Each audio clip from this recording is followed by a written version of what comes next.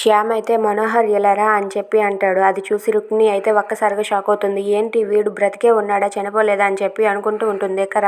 అక్కడ ఉన్న వాళ్ళంతా అలా చూస్తూ ఉంటారు. ఇంతలో రుక్మిణి అయితే ఇలా అంటూ ఉంటుంది, హో ఇతను నీ ఫ్రెండ్ మనోహర్ కదా అని చెప్పి అంటూ ఉంటుంది. ఆ మాటలకు శ్యామ్ అయితే నా ఫ్రెండ్ మనోహర్ కాదు నీ ఫ్రెండ్ మనోహర్ అని చెప్పి శ్యామ్ అంటాడు.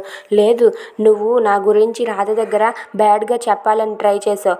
అతను ఒప్పుకోకపోతే అతన్ని నువ్వు కొట్టేసి చంపేయాలనుకున్నావు. అందుకే అతను ఇప్పుడు హాస్పిటల్లో నుండి బయటపడ్డాడు. ఈ విషయం నాకే కాదు రాధకు కూడా తెలుసు. ఏం రాధా మనం హాస్పిటల్కి వెళ్ళి ఈయన్ని చూసాం కదా చెప్పు రాధా అని చెప్పి రాధతో రుక్మిణి అంటూ ఉంటుంది. ఆ మాటలు విన్న రాధ అయితే ఏంటక్క ఏం మాట్లాడుతున్నావు, నాకు ఈ విషయాలు ఏవి తెలియవు అని చెప్పి అంటూ ఉంటుంది. ఏంటి రాధా మనం ఆ రోజు హాస్పిటల్కి వెళ్ళాం కదా ఈయన అని చెప్పి అంటూ ఉంటుంది.